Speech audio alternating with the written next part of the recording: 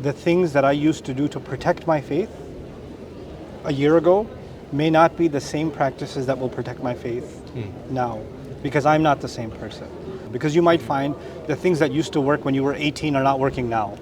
You see what I'm saying? Because you're not the same person. So you need new things, and it's different for different people.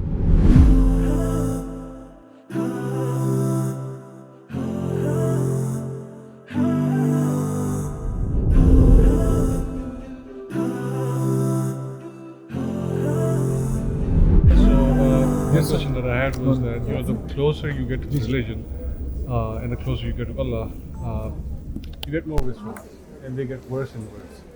So what would be your advice for that? How do you deal with that? And the second one is, how do you guide your parents? Because they're your elders and you don't have a lot of influence over them, but they have a lot of influence over you. So if you, for example, criticize them or you tell them, hey, you should be praying more, we should be reading the Quran more. They can go around and tell you, you're going to tell me? I'm your father, I've been doing this for, as long as I remember. Yeah, you're right. So how do you do that? So on the first question about as you get closer to Allah, you get more whispers and you're more tempted and you're more distracted and Shaitan attacks you more. Just my understanding of this, Allahu Alam, is that we go through different phases in our life and we change as people. So I'm not actually the same person I was last year. I'm a different person. And the things that I used to do to protect my faith a year ago may not be the same practices that will protect my faith now, because I'm not the same person. So a strong sense of self-awareness, it'll make me realize what strategies are going to be more effective now, because you might find the things that used to work when you were 18 are not working now. You see what I'm saying? Because you're not the same person. So you need new things, and it's different for different people. For some people, fasting really helps. For some people, good company really helps.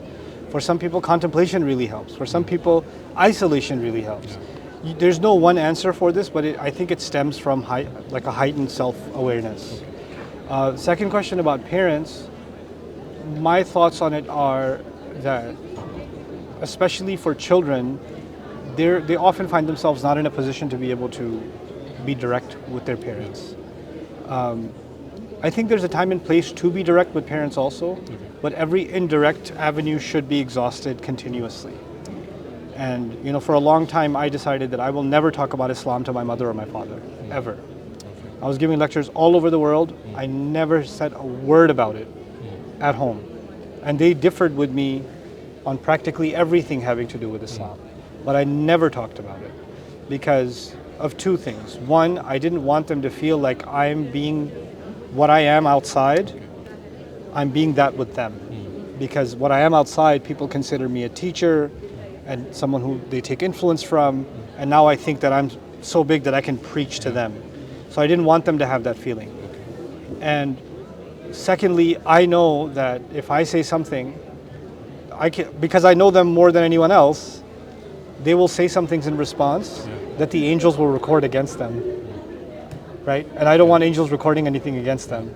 So I remained silent on many issues, but maintained a long-term strategy, right? Breaking the ice, not letting Islam be the source of conflict in the family, not allowing religious debate.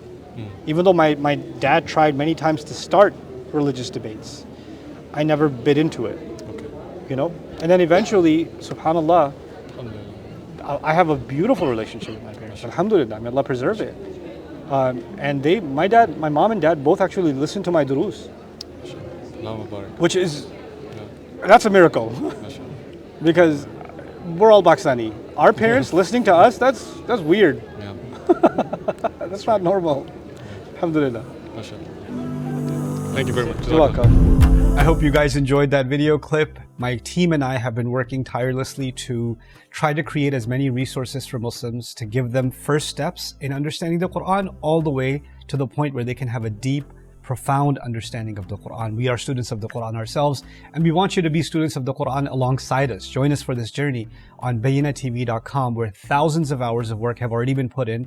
And don't be intimidated, it's step by step by step, so you can make learning the Quran a part of your lifestyle. There's lots of stuff available on YouTube, but it's all over the place. If you want an organized approach to studying the Quran beginning to end for yourself, your kids, your family, and even among peers, that would be the way to go. Sign up for BayyinahTV.com.